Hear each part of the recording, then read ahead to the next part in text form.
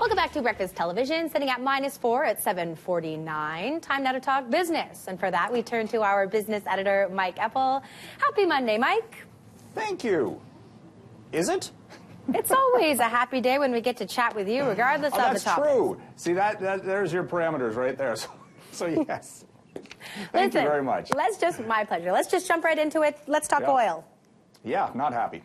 The seas were angry, my friends.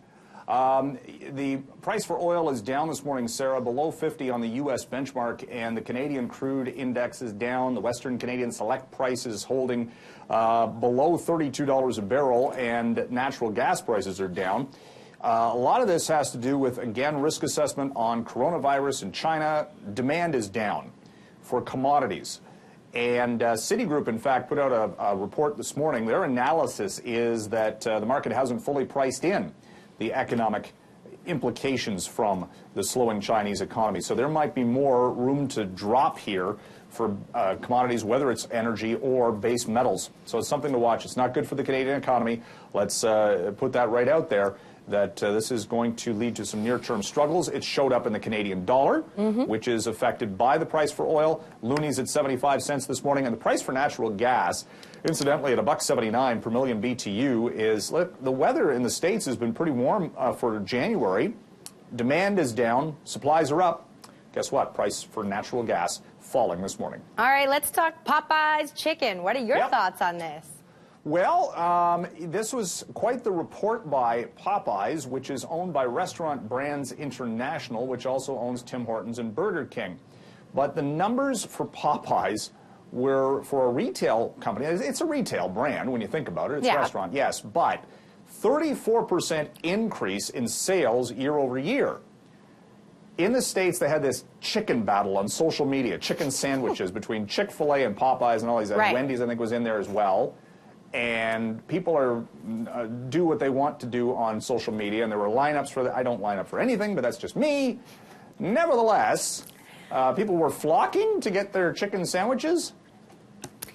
Anyway, so it's bad, I know. But still, good numbers for that. Burger King had a solid quarter, sales up. Tim Hortons kind of flat. They're going to probably simplify the menu there again. Restaurant brand shares right up by about 2% right off the bat this morning on the TSX. Before you go, I have to talk to you about this. The record that was set by British Airways, I find this very interesting. Why did this happen? Well, this British Airways flight from JFK in New York to London Heathrow on, I think it was Friday night, set the record for the shortest flight not being on a Concorde. This 747 had a huge tailwind from this winter storm Kiara, which was hitting Europe. So it had a 250 knot tailwind pushing the plane at about 800 miles per hour ground speed. Passengers probably didn't even feel it, other than the pilot trying to slow things down a little bit. But they had a less than 5 hours, New York to L.A. or to London, and that set the record. Coming back, it was 2 hours slower. Headwinds. Talk about jet lag. Yeah. I think you'd feel that Or not, right? You get there quick, but you have to take a while coming back. All right, Mike, we'll see you at the same time tomorrow. Thank you. Let's go ahead and take a peek at the markets.